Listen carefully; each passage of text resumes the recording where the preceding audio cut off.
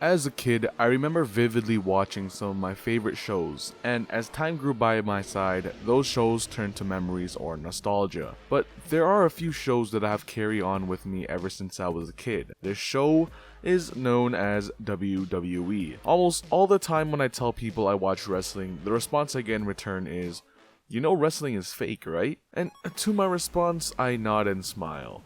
But why do people have this tendency to just openly say it like it means nothing? In my defense, I could have said, you do realize the movies you watch are actors and actresses in costumes in front of a green screen and reiterating a script they memorized, right? But saying that would also contradict what I would say in response to, you know wrestling is fake, right? To begin, wrestling has been a huge part of my life. Whether we have gone through the good or the bad, I still went through watching it all.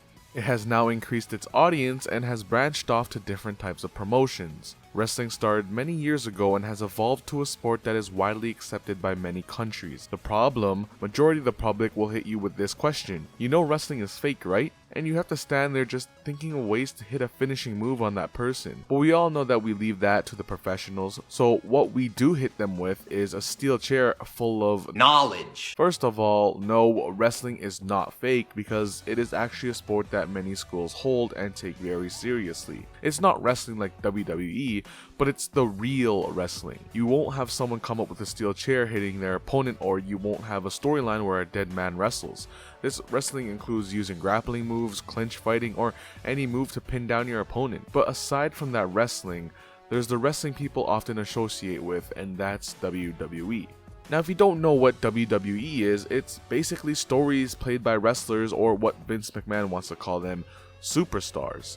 But we're not here to give a history lesson, we're here to debate on that dumb rhetorical question. Often people associate wrestling with being fake because they've seen the behind the scenes on YouTube, and it shatters their heart to see that two wrestlers who are supposed to hate each other are actually great friends. You know what else is like that?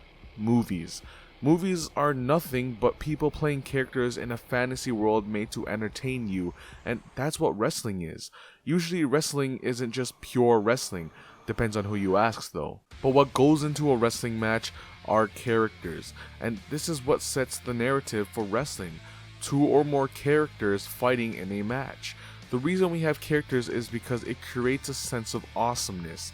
When you go watch an action movie, for example, you expect to see a conflict between characters, and usually when the characters are set up well, their fight will steal the show, but if it doesn't go well, it usually leads to what we call anticlimactic. I'm going to name a few movies that demonstrate the character versus character conflict well, in my opinion.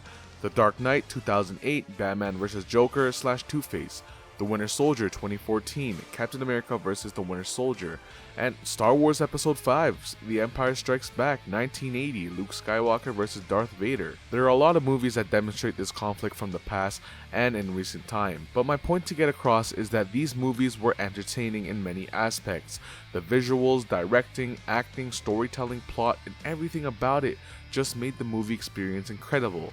Now, if we compare this to the character versus character conflict in wrestling, we can say that Money in the Bank 2011, CM Punk vs. John Cena, Wrestle Kingdom 11 2017, Kenny Omega vs. Kazuchika Okada, and Ring of Honor, Kevin Steen vs. El Generico did the same. But who are these wrestlers? Well, they're characters, just like Batman and Joker or Luke and Vader.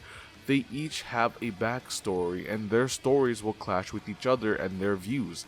Batman and Joker told a story of order and chaos, and Punk and Cena told a story of revolution against the machine.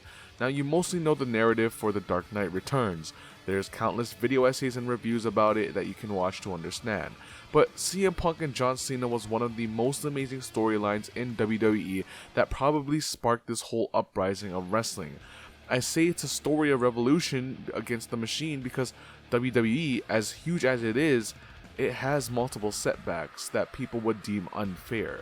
Like, their depiction of the face of the company is usually depicted as a muscled built male who at that time was John Cena, and the revolution was CM Punk.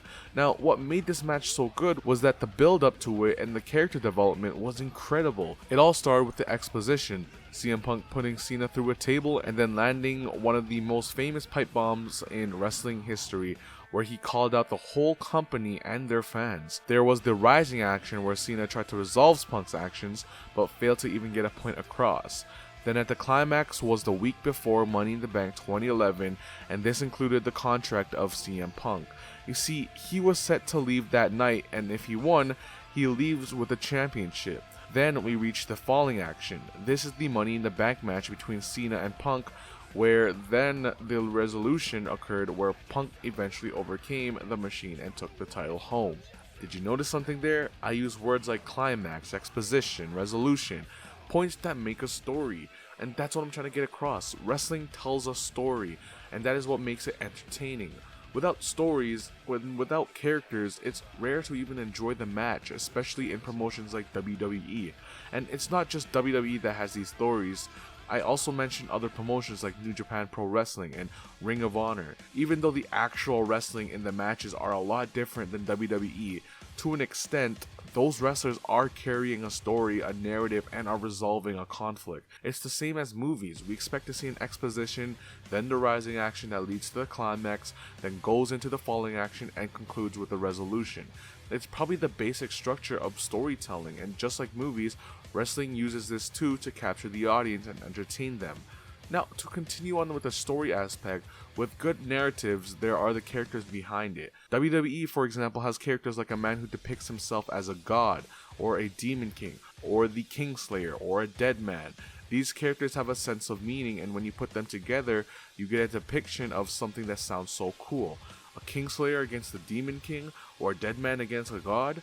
These characters add value to the story, and this is what creates the story aspect. This is what wrestling is to me. It's not just wrestlers wrestling, it's not just chair shots and tables, it's the characters that these wrestlers portray.